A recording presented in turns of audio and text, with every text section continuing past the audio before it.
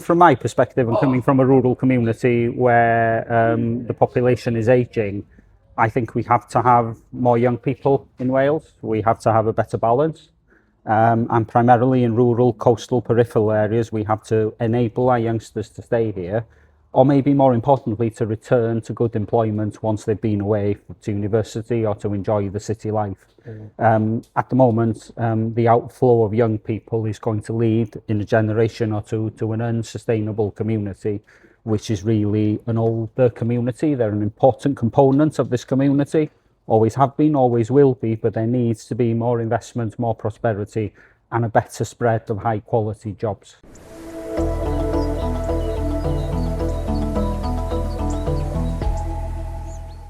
Croeso to GreenWales, a channel celebrating people, businesses and projects building a greener, fairer Wales. Every week we speak to organisations creating real solutions aligned to the Future Generations Act and the UN Sustainable Development Goals, helping Wales lead the way in sustainability and innovation. Let's meet today's guest.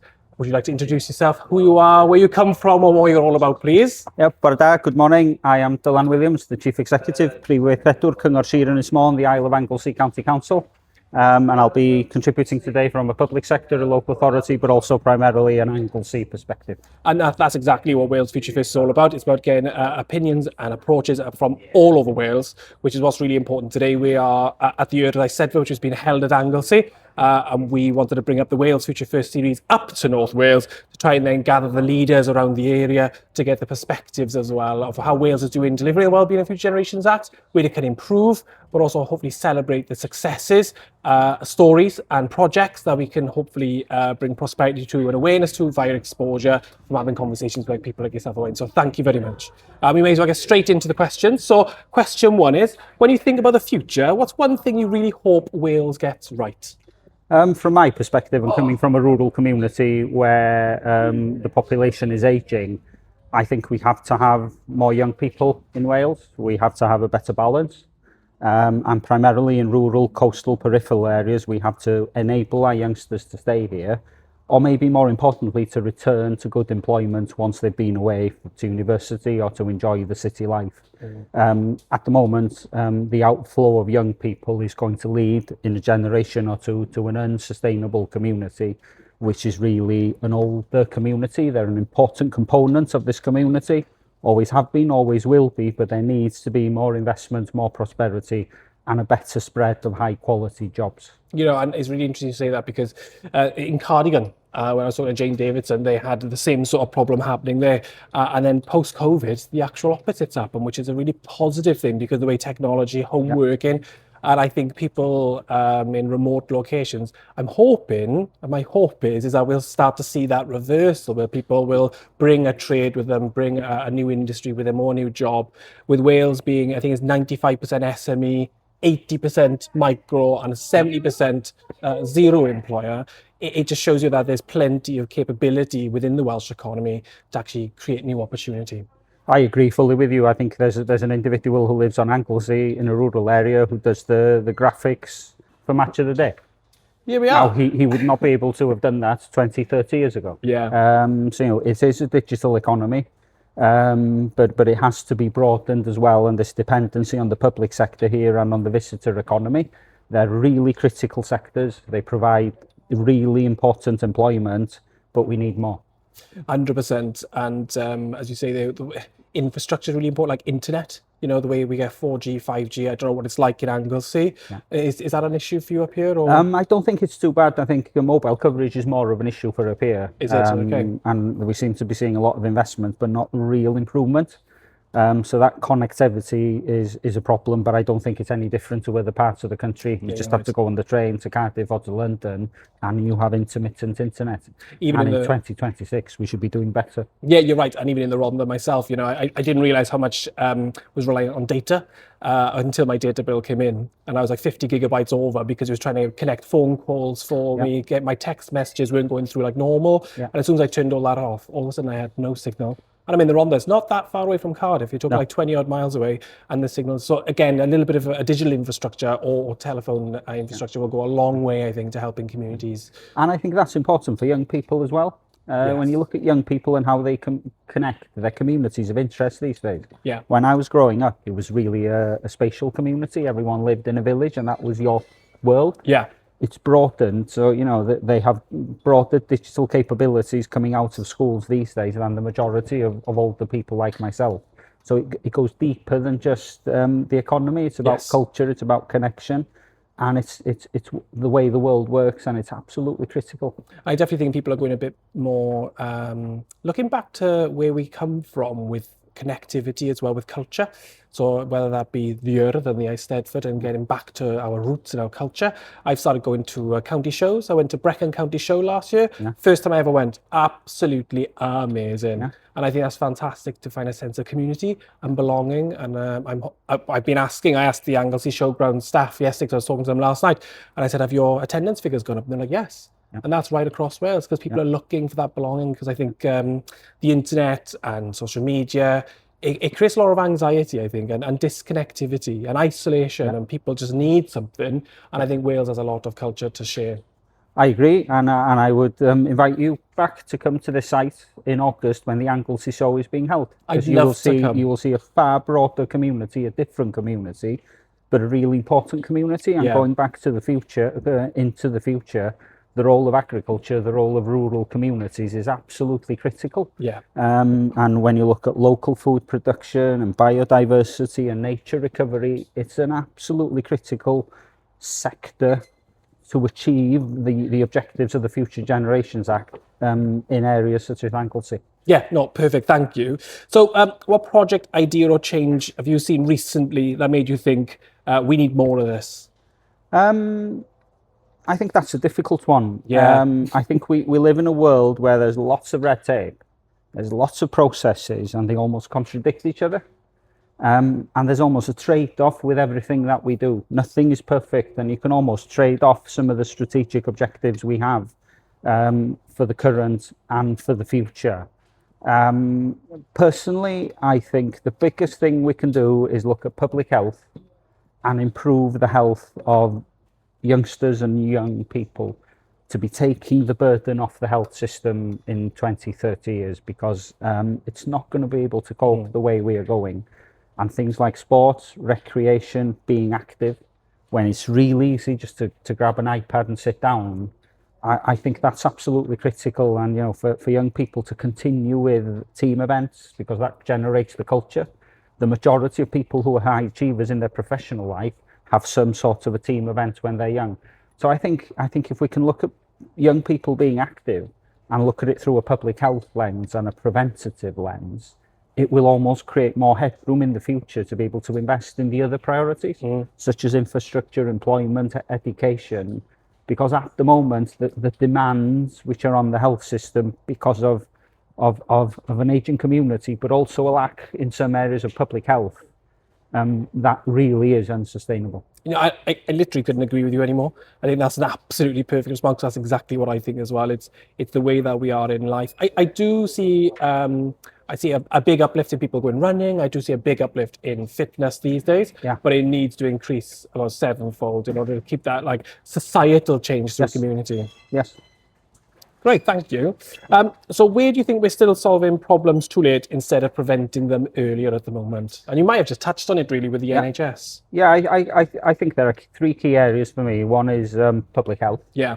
And preventative. The preventative agenda from a public sector is really funded through projects and through grants. Yeah. And I think if we are going to take prevention seriously, it has to be mainstreamed in terms of annual settlements. Yes. And I think public health almost falls in the middle between, or it's the responsibility of all organisations, but actually nobody has a dedicated permanent pot of funding to be doing it. And I think that needs to be looked at in terms of policy and public resource.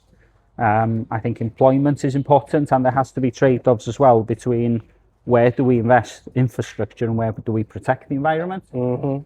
I think when you look at Anglesey and its coastline, it's got a national designation, the area of outstanding natural beauty, but there are some areas that were left out of that designation back when it was created. I think it was the late 60s, because there was a recognition there needs to be investment and development here to create employment. Yes. So, and I think you have to have those trade-offs protecting some areas and developing in other areas. And I think there's a big conversation at the moment as well in terms of community well-being. And I think the potential designation of Welsh language areas, so that designation then helps to protect and to promote the culture and the Welsh language, is another important element. Yeah, and you hit something on the head there about environmental sustainability and employability. One comes with the other. So if you have the employability there, they then want to look after the environment, because if they're living hand to mouth all the time, and can never and have food on the table, they're not going to think about, oh, I'll use my reusable cup, oh, I'll plant some trees today, or I'll do something really good, or I'll work with Project Seagrass, because I know that's a really awesome establishment going on here. So it's all about tackling the bigger problems as well, isn't it? We have a term we use here, which is the proximity principle. Yeah. People need to live, to work, to get their services in as close a small spatial area as possible. That is sustainable. Yeah. It reduces the need to travel, and then it creates that sense of longevity and a feeling of being in a community. And I think that is almost the golden threads which brings all the elements of this Wellbeing of Future Generations Act together. They talk about 15-minute cities, don't they? You know, and a lot of people are against it, but I think it's a fantastic idea. Yeah. Having everything you might need where we live in the Rhondda right now. I'm self-employed, you know, and I wish I had an office locally that I could go and have a couple of office days a week. But I have to travel 20 miles to one, which completely defeats the purpose, which means I'm working in my bedroom, which is fine. I've got a desk, I've got a setup, but you need that connectivity. And that I think if that cross-pollination between other businesses, that happens naturally. My wife runs like a collaboration establishment with loads of different businesses, and the stuff that happens is fantastic. But I could never get this, it's too far. No, and you know, being stuck in your bedroom is not good for your own personal well-being. True. You know, people need to integrate, people need to see opportunities, and there should be more multi-purpose spaces where people can just drop in and have basic facilities and be able to work, and maybe similarly community centres as well, to bring different components of our communities together. I know I was talking to Nina Ruddle a little while ago, and I think she's talking about T Pawb, which is up in Wrexham. It feels like that's a sort of establishment, but how far away is that from here? You know, if I was to jump in a car now and travel to T Pawb, how long would that take me? Well, to get to Wrexham, an hour and a half on a good day. Yes, it's not possible, is it? You know, what happens in Wrexham does not influence what happens on Anglesey, and likewise. Exactly. There are models which work in a town and a big city, and there are different delivery models. We have a dementia centre, for example, in Llangefni, which has safeguarded an old chapel and is used for a number of different purposes. Now, you know, that is a different model, but is looking at bricks and mortar and how it meets the needs of the community in a different way. Yeah, that's fantastic. Thank you. So this is a lovely one, actually. I love asking this one. What does sustainability actually look like in practice where you work? I think sustainability for us is the decisions we make and the impact on the future. We have environmental sustainability, which is how our decisions positively and negatively have an impact on the environment. We have economic sustainability in terms of creating investments and jobs to keep people here. And then we have social sustainability. So we look at it from all angles as a local government. And I think the trick for us is to be seeing all those lenses when making decisions and not making them separately. And that's really challenging because, as I said, there are trade-offs. And you know, there are moral dilemmas here as well, and ultimately we're all NIMBYs. It doesn't matter what people say, we're all NIMBYs. It's a good idea until it's happening in your back garden, and then people change.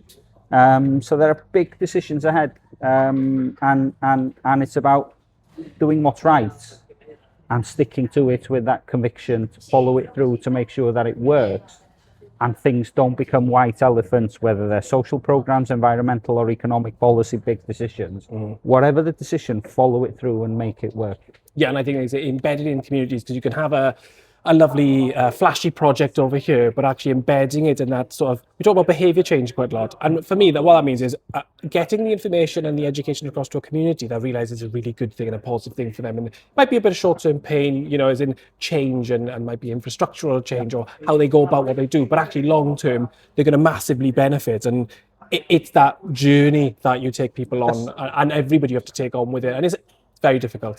It is really difficult, and personally, as communities, as organisations, everyone will have to compromise. Yes. And hopefully those decisions, people will be able to live with them, and we'll see that hopefully everything knits together to ensure that today and in the future that our environment and our people and our cultures can thrive. And I think it's about having a future, isn't it? Yeah. If we don't make these changes, the future does not look in a way that we can survive currently, But if we do make adaptive changes and embed that into, we will have a future. We'll have a community for the future as well, which is what we all want at the end of the day, and a safe community as well, isn't it? And it's that community which makes Wales a bit unique. Yeah. And that's got to be at the heart of everything, which is really relevant to where we are today. Yeah. We're at the National Day, as I said, Yes. here on Anglesey, celebrating young people. Yes. And ultimately, it's about ensuring they can thrive and they can be independent and healthy and prosperous, and hold on to what's really important here in Wales. Yes, having that long term. And, when I think about collaboration as well, and I talked earlier about the SMEs and the size of it, Wales is built for collaboration. We're built for community. It's what we've always have been to a certain extent. Yeah. And I think people are now realising, whenever I tell people, I hold little workshops every now and again, like for SMEs, and I give them the stat, and they're completely blown away. Because when I say SME, they're like, oh, it must be 50 people, etc., and all the rest of it. But I'm like, no. Micro, 3 to 5 is 80%, and zero employer is 70%. They're just like, what? And I'm like, yeah, you have to work together in order to be a prosperous business. And if you're not willing to work together, your business in probably 5 years' time will probably either fold or someone else will take it over from you, because you have to work together for it to work. I agree fully, yes. Great, thank you. So one last question, then I got a little bonus question which I like to ask, and I don't ever prepare anybody for, but it's a nice, very nice one, but this is the one you do know. So if Wales made one bold, long-term decision tomorrow, what would you want it to be? I think it's to almost dedicate more resource to public health amongst our children and young people. I referred to it already. Yeah. If you can establish the norms and the behaviours amongst the existing young population and generation, and they pass those down the line to the next ones, then we will create a healthier future that will then give more opportunities and flexibilities in the public sector to be investing in the other things. Perfect, thank you. So the last question is, and it's my favourite question, is if I was to go anywhere in North Wales and find an amazing project embedding the Wellbeing of Future Generations Act for Wales, I guess you're excited, who would you send me to? I would actually send you to the dementia centre I mentioned in Llangefni. Yeah. Because it's bringing the past, which is a huge chapel, which is part of that town's heritage and culture, and is really important to people, the older community. But also it's putting services in to meet the needs of people who need somewhere to go. We traditionally we've had youth clubs in every village. This is almost, professionally a different version for the older generation. Love that. And even though the Future Generations Act, and I've said more than once, is about young people, we can't forget the here and now. 100%. And ensure that our services adapt with the dignity and the respect to the people who have contributed to this country and community to get us to where we are, so that when they need the help, it's there for them.